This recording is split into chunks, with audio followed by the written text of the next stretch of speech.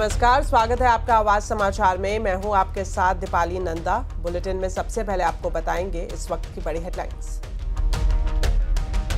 आज प्रधानमंत्री नरेंद्र मोदी का 75वां जन्मदिन। देश को दी स्वस्थ नारी सशक्त परिवार की सौगात। मध्य प्रदेश के धार से शुरुआत। प्रधानमंत्री मित्र पार्क की आधारशिला भी रखी। राष्ट्रीय पोषण पखवाड़ा के लिए सिंगल क्लिक पर राशि ट्रांसफर की।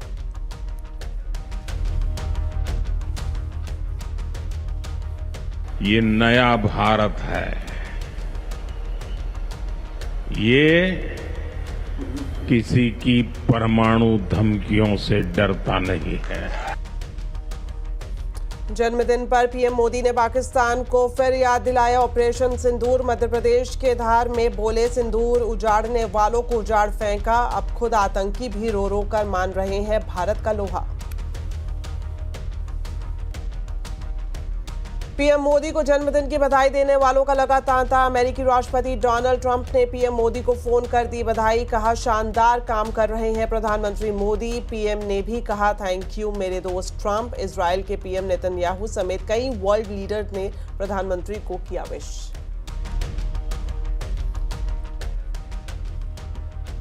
I join all my 145 crore fellow Indians in wishing our Prime Minister a happy birthday and praying for his continuous good health. Reliance industries के चेयरमैन मुकेश अंबानी ने अंबानी परिवार की ओर से पीएम मोदी को दी जन्मदिन की बधाई। दूसरे कॉरपोरेट दिग्गजों ने भी किया प्रधानमंत्री मोदी को विश। बाजार में तेजी का दौर जारी। सेंसेक्स निफ्टी अच्छी बढ़त के साथ बंद। निफ्टी बैंक 4 हफ्ते के ऊपरी स्तर पर बंद। मिड कैप इंडेक्स की flat closing. PSU bank defence shares में खरीदारी। पटना हाईकोर्ट के आदेश के बाद कांग्रेस ने डिलीट किया पीएम से जुड़ा एआई वीडियो। आज ही हाईकोर्ट ने दिया था वीडियो को हटाने का आदेश। पीएम मोदी की मां से जुड़े एआई वीडियो को कांग्रेस ने किया था जारी। आज से फिर शुरू हुई श्री माता वैष्णो देवी की यात्रा। रजिस्ट्रेशन के लिए भक्तों का लगा तांता। 26 अगस्त को लैंडस्लाइड में 34 श्रद्धालुओं की मौत के बाद यात्रा पर लगा था विराम।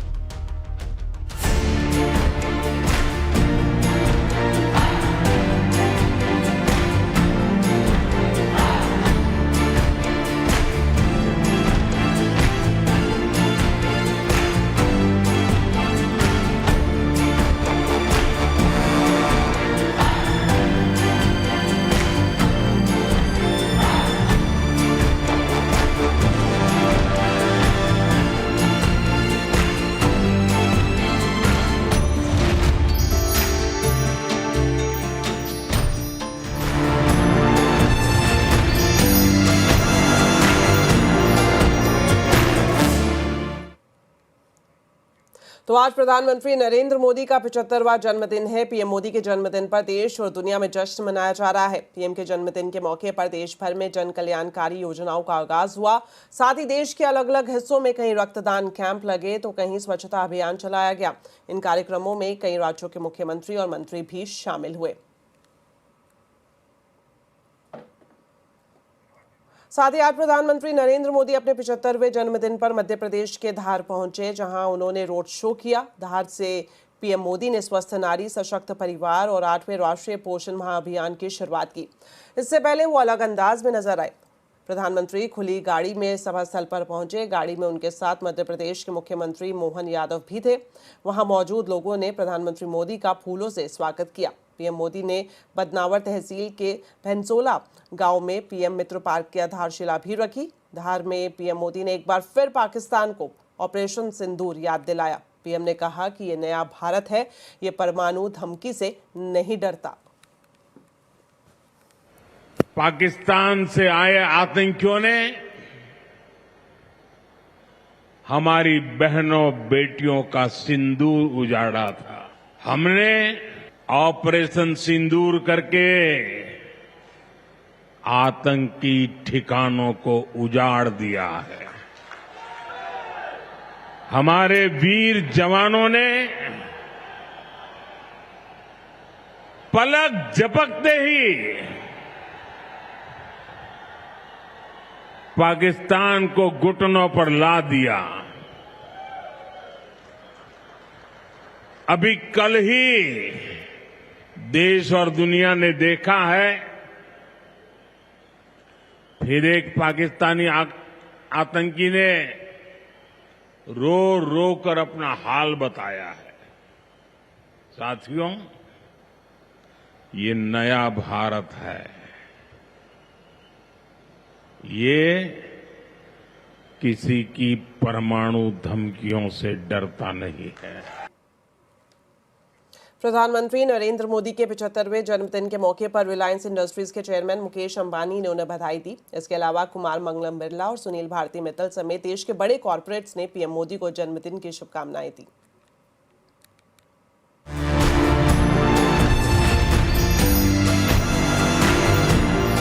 It is the 75th birthday of our most respected and beloved Prime Minister, Shri Narendra Bhai Modi ji. On behalf of the entire business community of India, on behalf of the Reliance family, and on behalf of the Ambani family, I convey my heartiest felicitations to Prime Minister Modi ji. I have never seen a leader who works so tirelessly for a better future for India and Indians. I would like to pay my respects to him on his 75th birthday. He is one of those people who have made the largest impact in the history of our nation in terms of the growth and development of our nation. And I would wish him a very happy birthday. अपने साथ वो संघ industry के कुछ players को लेके जाते थे जो चुनिंदा होते थे, खास सेक्टर्स के जो उस कंट्री और इंडिया के साथ जिनका रिलेशनशिप स्ट्रांग था, उनको बहुत बढ़ावा देते थे और उनकी कोई बात पकड़ लेते थे। उस वक्त उनको समझ आ जाती थी कि ये देश के लिए अच्छी चीज़ है, तो उसको एम्पलीफाई करते थे अपने काउंटर पार्ट प्राइम मिनिस्टर के साथ। His attention to detail, his focus on execution, and his ability to think in an inclusive manner were very clear to me even then. And whenever he went overseas, and on the occasion I had to go with him, I would find him curious to learn the good aspects of the country he visited. The one big quality that I know about Prime Minister is that he's very curious to know what is happening in the environment, and he is a very, very active listener. Many happy returns of the day, and at the same time pray that he lives longer, above 100, and continues to work with the same alacrity and speed as he has demonstrated over last 11 years for next 20 years, so that India becomes a developed nation under his leadership.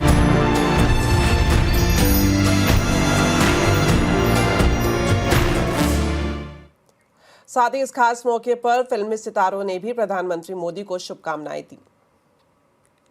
आज आदरणीय प्रधानमंत्री श्री नरेंद्र मोदी जी के 75वें जन्म दिवस पर मैं उनको अपनी हार्दिक शुभकामनाएं देता हूं। हमारे प्रधानमंत्री श्री नरेंद्र मोदी जी की 75वीं सालगिरह के मौके पर उन्हें ढेर सारी शुभकामनाएं। Wishing you a very happy birthday sir. प्रधानमंत्री श्री नरेंद्र मोदी जी, आपको आपके 75वें जन्मदिन पर मेरी और परिवार की तरफ से बहुत शुभकामनाएं। आदरणीय प्रधानमंत्री नरेंद्र मोदी जी, आज आपका 75वां जन्म दिवस है। इस शुभ मौके पर मैं आपको बधाई देना चाहता हूं, शुभकामनाएं देना चाहता हूं। आपकी उम्र बहुत लंबी हो, आप हमेशा सेहतमंद रहें, यही मेरी ऊपर वाले से प्रार्थना है। Wishing our Honorable Prime Minister Narendra Modi ji a very happy 75th birthday. It's always inspiring to see your journey and the way you have dedicated your entire life to serving our country. Wishing you a very happy birthday, Honorable Prime Minister Narendra Modi ji. आपको जन्मदिन की ढेर सारी शुभकामनाएं। May your leadership continue to shape the future of our great nation and lead us toward even more progress. अमेरिकी राष्ट्रपति Donald Trump ने कल देर शाम फोन पर प्रधानमंत्री नरेंद्र मोदी को जन्मदिन की बधाई दी। अपने social media platform truth social पर ट्रंप ने लिखा कि प्रधानमंत्री मोदी बेहतरीन काम कर रहे हैं। इसके लिए ट्रंप ने प्रधानमंत्री मोदी को धन्यवाद भी दिया। तो इस खबर पर ज्यादा डिटेल्स के लिए अब जुड़ गए हैं मेरे सहयोगी लक्ष्मण रॉय। तो लक्ष्मण जी, आपसे जानना चाहेंगे, प्रेसिडेंट ट्रंप और प्रधानमंत्री मोदी के बीच में जो फोन पर बातचीत हुई है, इसे कैसे देखा जाए? देखिए, यहाँ पे प्रधानमंत्री के मोदी के जन्मदिन की बधाई ट्रंप साहब सबसे पहले दिए, उसके बाद कई देशों के राष्ट्राध्यक्षों ने दिए। ये एक सामान्य बात होती है, लेकिन ऐसे मौके पे ट्रंप का बधाई देना कुछ खास इस वजह से था कि पिछले कुछ हफ्तों से लगातार दोनों देशों के बीच में संबंधों में एक तनाव सा दिख रहा था डोनाल्ड ट्रंप के अटपटे बयानों को लेकर के। चर्चा यहाँ तक चल रही थी, अटकलें यहाँ तक उठ रही थी कि दोनों देशों के बीच जो सामरिक संबंध है 25 साल से चला आ रहा है, शायद उसमें अब खटास आने वाली है। चर्चा यहाँ तक चल रही थी कि प्रधानमंत्री मोदी के साथ जो व्यक्तिगत रिश्ते हैं, जुड़ाव है ट्रंप के, उसमें शायद कहीं खटाव तो नहीं आ रहा है, दूरी तो नहीं हो रही है। लेकिन उन तमाम अटकलों पर कल हुई बातचीत ने विराम लगा दिया, क्योंकि बातचीत के बाद दोनों नेताओं ने अपने सोशल मीडिया प्लेटफॉर्म पे जिस तरीके से इस बातचीत को साझा किया वो काफ़ी गौर करने लायक था। सबसे बड़ी बात यहाँ पे प्रधानमंत्री मोदी ने जब कहा बातचीत में कि दोनों, चाहे ट्रंप हो चाहे मोदी हो, दोनों चाहते हैं कि दोनों देशों के बीच में, यूएस और इंडिया के बीच में सामरिक रिश्ते जो हैं एक नई ऊंचाई तक छुए, उसके लिए दोनों नेता प्रतिबद्ध हैं। यह अपने आप में दर्शाता है कि दोनों देशों के बीच में साझेदारी, कारोबार को बढ़ावा देने के लिए आगे काम करते रहेंगे। दूसरी महत्वपूर्ण बात, डोनाल्ड ट्रंप हमेशा से ये चाहते हैं कि दुनिया भर के नेता उनकी तारीफ करें कि विश्व में शांति लाने की वो कोशिश कर रहे हैं, और ऐसे में प्रधानमंत्री मोदी का ये कहना कि यूक्रेन युद्ध रुकवाने के लिए ट्रंप जो प्रयास कर रहे हैं उसकी मैं सराहना करता हूं, ये अपने आप में काफ़ी महत्वपूर्ण था। और इस बयान का, प्रधानमंत्री मोदी के इस सराहना का डोनाल्ड ट्रंप ने धन्यवाद भी दिया, तो ये भी अपने आप में काफ़ी महत्वपूर्ण था। ऐसे मौके पर दोनों लोगों की तरफ से साझेदारी वाला बयान आना, और ये सारी चीज़ें ऐसे समय पर हुई जब एक दिन पहले 7 घंटे तक दोनों देशों के अधिकारियों के बीच महत्वपूर्ण बैठक हुई ट्रेड डील को आगे बढ़ाने को लेकर के, और वहाँ फैसला ये लिया गया कि ट्रेड डील को आगे बढ़ाने की जो भी कोशिशें की जा रही हैं उसमें और तेजी लाई जाएंगी। जी, तो प्रधानमंत्री मोदी के बर्थडे पर अमेरिकी राष्ट्रपति ट्रंप ने पीएम मोदी को फोन कर जन्मदिन की बधाई दी है। पीएम मोदी ने भी इसके लिए ट्रंप को थैंक यू कहा है। दोनों देशों के रिश्तों में नई ऊंचाई की बात भी हो रही है, तो आज आवाज अड्डा में हम इसी पर खास चर्चा कर रहे हैं। जरूर देखिए थैंक यू मेरे फ्रेंड, शाम 7:57 पर। साथ ही आपको बता दें, पीएम मोदी के जन्मदिन पर देश भर में आज मेगा ब्लड डोनेशन ड्राइव चलाई जा रही है। इसी के तहत आज अहमदाबाद के नरेंद्र मोदी क्रिकेट स्टेडियम में भी बड़े रक्तदान समारोह का आयोजन किया गया। रक्तदान करने आए एक जवान से खास बातचीत की केतन जोशी ने। दुनिया के सबसे बड़े नरेंद्र मोदी क्रिकेट स्टेडियम में आज लोग मैच देखने नहीं लेकिन रक्तदान करने आए हैं। आप देखिए कि यहाँ हजारों लोग हैं वो रक्तदान कर रहे हैं। ये लगातार सुबह 7 बजे से चल रहा है, और खास बात यह है कि आम और खास सभी लोग यहाँ पर आज अपना ब्लड डोनेशन करने के लिए आए हैं। और जिस पर हम सबको नाज है वो आर्मी के जवान भी यहाँ बड़ी तादाद में मौजूद है। आइए उनसे बात करते हैं, कैसा लग रहा है ब्लड डोनेशन करके? बहुत अच्छा लग रहा है जी। जैसा कि आज ब्लड डोनेशन कैंप है, हम यहाँ पे आए हैं। हम देश के लिए सेना जाती है सरहद पे, वहाँ पे भी हमारा कतरा जो है देश के लिए समर्पित है। और यहाँ पे भी हमने सोचा कि जब कैंप लगाई है तो अपना खून देते हैं, बस। बिल्कुल, तो इस तरह का जो जन्मदिन है वो मेमोरेबल इसलिए बन जाता है क्योंकि छोटे से छोटा व्यक्ति भी अपने आप को गौरवान्वित महसूस करता है, क्योंकि आज का दिन ही इतना बड़ा है और कंट्रीब्यूशन भी रक्तदान के रूप में वो कर रहा है। केतन जोशी, अहमदाबाद। प्रधानमंत्री नरेंद्र मोदी को देश के प्रधानमंत्री के तौर पर 11 साल हो गए हैं। मोदी राज में देश की इकॉनमी कैसी रही, इसका पूरा परफॉर्मेंस बता रहे हैं आशीष चतुर्वेदी। देखिए, जबरदस्त ग्रोथ यहाँ पर देखने को मिली है। पिछले 11 सालों का अगर आप ट्रैक रिकॉर्ड देखें तो लगातार हायर हाइज देखने को मिले, ना कि सिर्फ मार्केट में, इकोनॉमी के फ्रंट पर भी अगर आप देखें तो ग्रोथ ऐसी रही है कि जिसने भारत को ग्लोबल रिकग्निशन दिखाई है। अब रिटर्न्स की बात करें तो निफ्टी में तकरीबन पिछले 11 साल में 240% की तेजी देखने को मिली है, लेकिन इकोनॉमी की बात करें तो यहाँ पर भी जबरदस्त ग्रोथ रही है। अब जीडीपी के आंकड़े देखते हैं। 2014 में जब मोदी जी ने चार्ज लिया था तब 2 लाख करोड़ डॉलर के आसपास की जो है इकोनॉमी थी जीडीपी के लिहाज से। अब ये डबल होगी, यानी 4 ट्रिलियन डॉलर के आसपास की इकोनॉमी यहाँ पर आपको देखने को मिल रही है। और एक ग्लोबल रिकग्निशन इसके लिए क्योंकि 2014 में आप देखें तो हमारी जीडीपी के लिहाज से 10वीं नंबर पे हमारी पोजीशनिंग थी, जो कि अब 4th नंबर पर आ गई है। तो आप देखें कि जो टॉप कंट्रीज होती हैं उनकी लिस्ट में हम आ चुके हैं। साथ में अगर आप देखें तो फॉरेक्स रिजर्व के लिहाज से तो सिग्निफिकेंट सब्सटैंशियल ग्रोथ यहाँ पर देखने को मिली है। जबरदस्त अगर आप देखें तो ऑलमोस्ट यहाँ पर भी 2x बढ़त फॉरेक्स रिजर्व्स में देखने को मिली। बात करें एफडीआई की तो सिग्निफिकेंट इन्वेस्टमेंट्स अब आपको भारत में देखने को मिले। 2014 में 36 अरब डॉलर के आसपास थे, जो यहां पर भी 2x ग्रोथ है, 71 ट्रिलियन डॉलर्स के आसपास जो है यहां पर ये आंकड़ा आपको देखने को मिला है। अब बात करें इकोनॉमी के केपेक्स की, तो केपेक्स के लिहाज से जो 2014 में 2 लाख करोड़ के आसपास का केपेक्स था, ये अब 11.21 लाख करोड़, यानी इंफ्रास्ट्रक्चर में जबरदस्त ग्रोथ आपको देखने को मिली है। और स्टार्टअप इकोसिस्टम पर प्रधानमंत्री नरेंद्र मोदी का लगातार फोकस रहा है। स्टार्टअप इंडिया प्रोग्राम और इनिशिएटिव भी यहां पर लॉन्च किए गए थे। अब 2014 में देखें तो ना के बराबर ऐसे स्टार्टअप थे जो कि यूनिकॉर्न थे। इनकी अगर आप गिनती करने जाएं तो शायद 10 से भी कम निकलेगी, लेकिन अब ये आंकड़ा 100 के पार हो चुका है।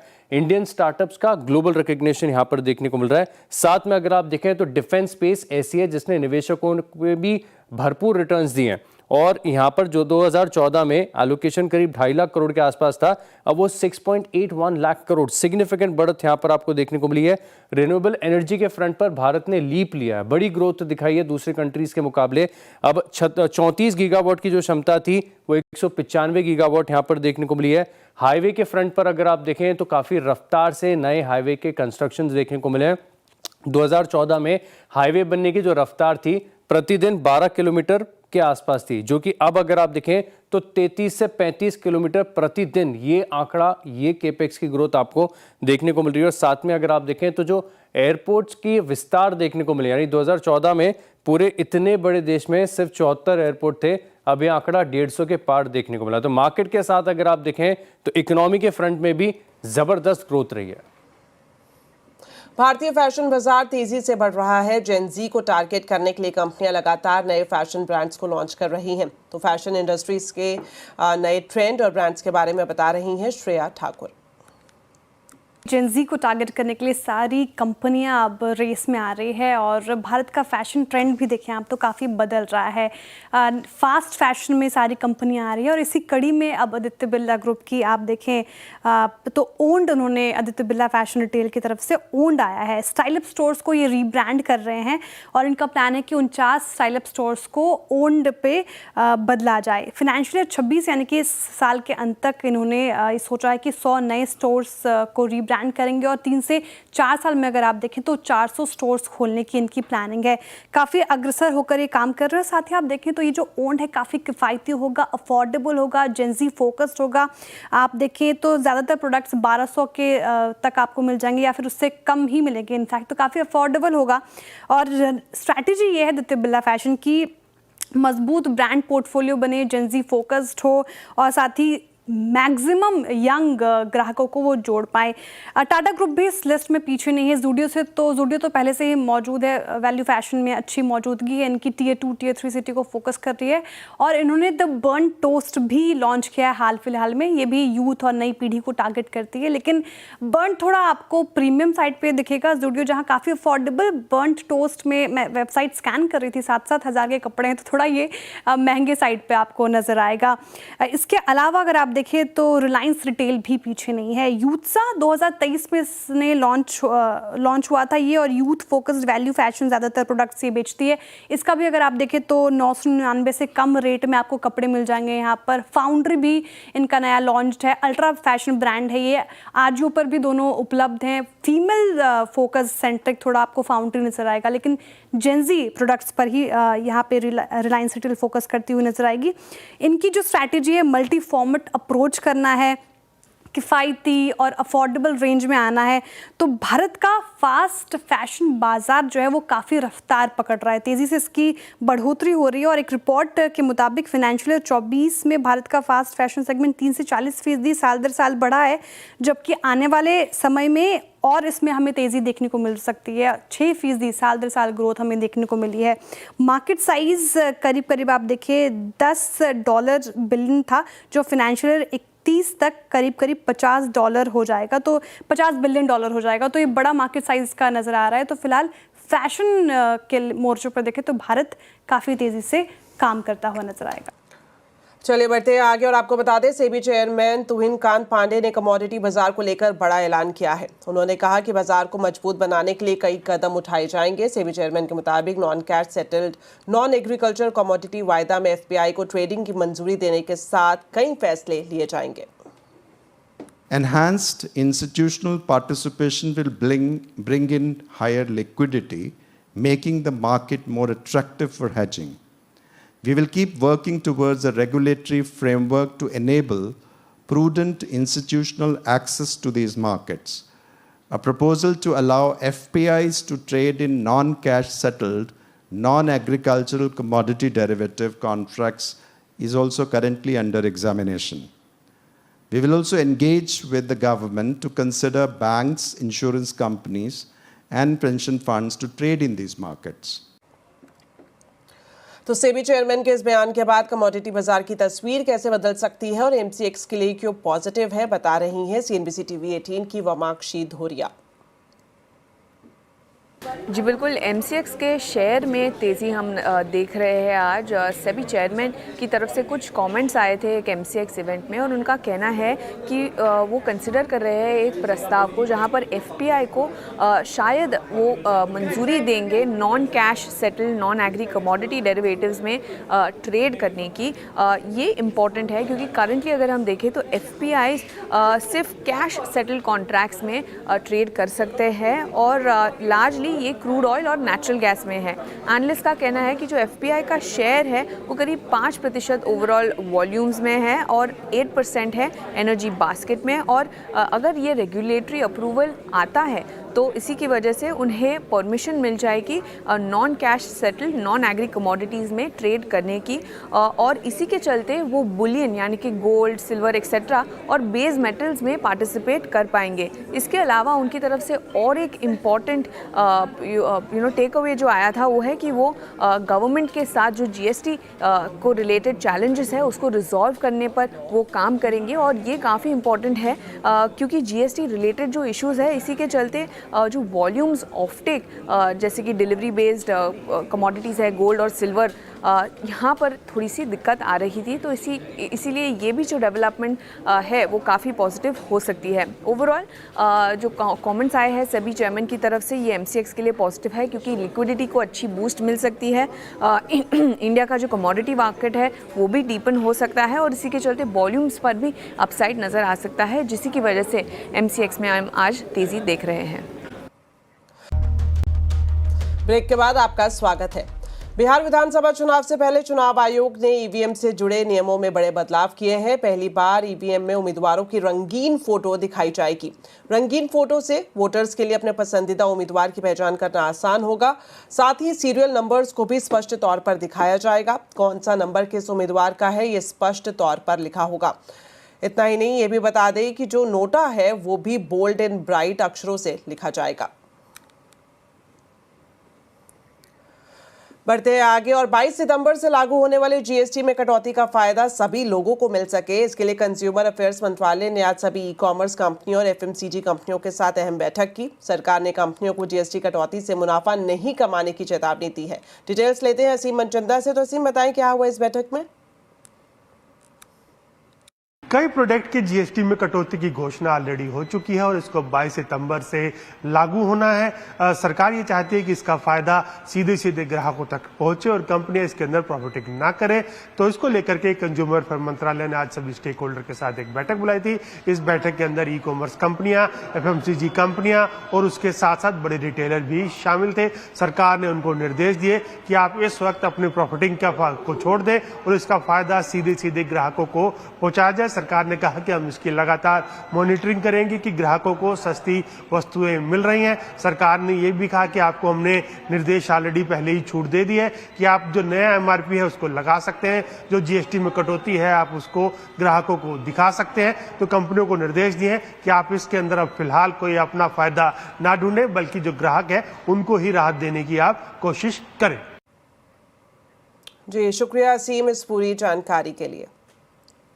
फेस्टिव सीजन में ई कॉमर्स कंपनियां कस्टमर्स को अब गुमराह नहीं कर पाएंगी। सभी कंपनियों ने डार्क पैटर्न पर अपनी ऑडिट रिपोर्ट सरकार को सौंप दी है। कंज्यूमर अफेयर सेक्रेटरी निधि खरे से खास बातचीत की असीम मनचंदा ने। अभी आपने एआई के स्टैंडर्ड्स की बात की, खासतौर पे एआई को लेकर के बहुत सारे फ्रॉड हो रहे हैं, आपने उसकी भी बात की। तो किस तरह से ये एआई को हम यूज़ कर स्टैंडर्ड्स का इस्तेमाल करके या फिर लीगल फ्रेमवर्क का इस्तेमाल करके ऐसी चीज़ों को रोक सकते हैं? 13 तरह के डार्क पैटर्न्स इस्तेमाल में देखे जा रहे हैं। सभी ई कॉमर्स एंटिटीज़ 3 महीने के अंदर सेल्फ ऑडिट करें कि उनका जो सिस्टम है क्या वो किसी प्रकार से डार्क पैटर्न को एम्प्लॉय तो नहीं कर रहा है। तो अभी मुझे बहुत सारे जो ई कॉमर्स एंटिटीज़ हैं उन्होंने अपना ऑडिट पूरा कर लिया है। कई लोगों ने थर्ड पार्टी ऑडिट किया है और वो अपने इन्फॉर्मेशन को हमारे साथ शेयर कर रहे हैं। तो राइट नाउ फेस्टिवल सीजन चल रहा है तो उम्मीद करें कि डार्क पैटर्न वहाँ पर नहीं देखने को मिले कंपनियों निश्चित के। रूप से बिल्कुल, और डार्क पैटर्न्स नहीं यूज होना चाहिए। अपनी इस जिम्मेदारी को ई कॉमर्स एंटिटीज़ भी समझ रहे हैं। जहाँ कहीं भी ये वायलेशन पाया जाएगा निश्चित रूप। ऑनलाइन फूड डिलीवरी से परेशान देश के रेस्टोरेंट्स एक बार फिर कानूनी लड़ाई शुरू करने की तैयारी में हैं। साथ ही बड़े डिलीवरी प्लेयर्स के नए विकल्प भी तलाशे जा रहे हैं। गोवा में इंडियन रेस्टोरेंट समिट में इसके लिए रणनीति बनाई गई है। देखिए रोहन सिंह की ये रिपोर्ट। गोवा में इंडियन रेस्टोरेंट समिट में देश भर के रेस्टोरेंट मालिक जुटे। यहाँ फोकस रहा फूड डिलीवरी बिजनेस से मिल रही चुनौती, कमीशन की दरें, प्राइवेट बिल्स और पारदर्शिता की कमी का मामला पहले से कंपटीशन कमीशन में है। अब NRAI यानी national restaurant association of India कानूनी लड़ाई को और तेज करने पर विचार कर रहा है। उनका खुद का प्राइवेट लेबल करना, जहाँ पे वो वही खाना बेचो जो हम भेजते हैं through their app called Bistro, जो जोमेटो करता है, और Swiggy with snack, we are completely against it, completely against it. और उसके लिए अगर हमको कोई लीगल एक्शन लेना पड़ेगा तो हम लेंगे, ज़्यादा हम ले भी रहे हैं। कमीशन हमारे लिए कभी प्रॉब्लम नहीं रहा है, किस तरीके से आप कमीशन चार्ज करोगे वो प्रॉब्लम रहा है। जोमेटो और स्विगी के वर्चस्व वाले फूड डिलीवरी सेक्टर में रेस्टोरेंट इंडस्ट्री अब नए विकल्पों की तलाश भी कर रही है। ONDC नेटवर्क के साथ पहले की कोशिशें सफल नहीं हुई, लेकिन अब नए सिरे से प्रयास किए जा रहे हैं। ONDC के साथ जो थोड़े चैलेंजेस थे वो अब सॉल्व हो रहे हैं। गवर्नमेंट भी उसमें बहुत एक हिस्सा ले रही है to push ONDC as a proper alternative. Rapido जैसी एक एंट्रेंट आ गए हैं, प्लेटफॉर्म आ गए जिसके पास 60 मिलियन एक्टिव यूजर्स हैं, which is more than even Zomato. So इस हिसाब से मुझे लगता है ये जो हम एफर्ट्स कर रहे हैं इस फॉर द इंडस्ट्री के पास ऑप्शन होनी चाहिए, कस्टमर के पास ऑप्शन होनी चाहिए। जो हमारे कुछ चैलेंजेस हैं एग्जिस्टिंग प्लेटफॉर्म्स के साथ वो सॉल्व हो जाएंगे। NRAI 6 करोड़ ग्राहक बेस वाले रैपिडो के साथ करार करने की तैयारी कर रहा है। वहीं गूगल से भी बात चल रही है ताकि रेस्टोरेंट्स को नए तरीके की लिस्टिंग और ग्राहकों को डिलीवरी के अलग अलग विकल्प मिल सके। वैसे ये पहली बार नहीं है जब रेस्टोरेंट इंडस्ट्री ने ट्रेडिशनल फूड एग्रीगेटर्स का विकल्प खोजने की कोशिश की है। कोशिशें इससे पहले भी हो चुकी हैं, लेकिन इस बार टर्म्स पहले से ज्यादा क्लियर हैं और डिलीवरी पार्टनर्स की रीच पहले से कहीं ज्यादा। रोहन सिंह, गोवा। चलिए अब आपको बताते हैं आज के कंज्यूमर अड्डा के टॉपिक के बारे में। सुप्रीम कोर्ट ने रियल एस्टेट सेक्टर में बड़े सुधार करने के निर्देश दिए हैं। कोर्ट ने कहा है कि स्पेकुलेटिव बायर इस सेक्टर के लिए मीठा जहर है। इससे बड़ी आज हम कंज्यूमर अड्डा में खास चर्चा कर रहे हैं। शाम 5:57 पर जरूर देखिए। इस बार नवरात्रि में सिर्फ गरबा ड्रेस ही नहीं बल्कि ड्रेस के ऊपर पहने जाने वाली ज्वेलरी भी बदल जाती है। इस बार ज्वेलरी में क्या कुछ खास ट्रेंड है, देखिए केतन जोशी की रिपोर्ट।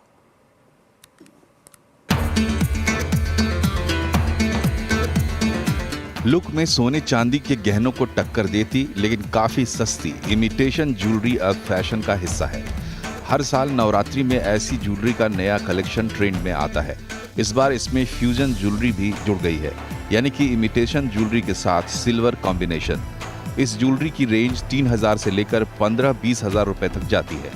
फ्यूजन ज्वेलरी इस टाइम का सबसे नया कॉन्सेप्ट है, जिसके अंदर सिल्वर के साथ जड़ाऊ मोटिव्स का मिक्सचर है। जैसे आप इसमें देख सकते हो, हमने सिल्वर का बेस यूज किया है, रियल जेमस्टोन्स है, बॉटम की बंदई है, नए कलर्स का मिक्सचर किया हुआ है। और अगर अपने सिल्वर ज्वेलरी की बात करें तो उसका रिस्ट्रिक्शन खाली 9 दिन के लिए नहीं है। फिर आप पीछे संगीत है, मेहंदी है, या कोई भी आप अपने पर्सनल लोकेशन के अंदर पैर कर सकते हो। गुजरात में पिछले 2 साल से गरबा के दौरान ट्राइबल ऑर्नामेंट्स पहनने का भी चलन रहा है। शहरी आबादी के लिए बिल्कुल नए किस्म के बाजू चूर कड़ा, सात लड़ा, हार, तोड़ा, कमरबंद जैसी चीजें महंगी जरूर हैं, लेकिन इनको नवरात्रि में पहनकर डांडिया खेलने वाला भी एक वर्ग है।